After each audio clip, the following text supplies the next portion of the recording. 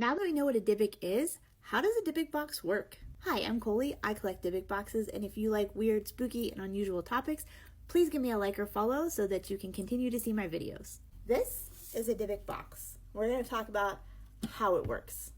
Don't worry, this one is empty. I would never show you one that isn't. A Dybbuk box is a place to trap a Dybbuk. But how does that work?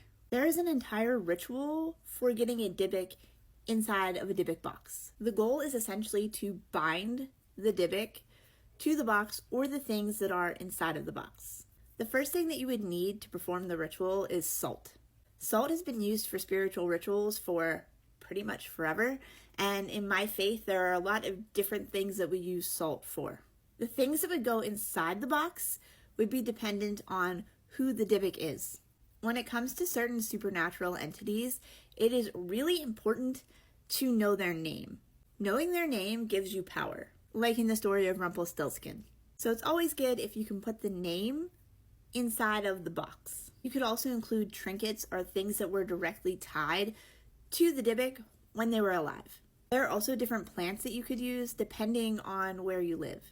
According to folklore, once a Dybbuk is inside of the box, you can just leave the box like this, but you would want to put it somewhere where you're not looking at it. Some people bury them or put them someplace where it is not going to be obvious to anybody.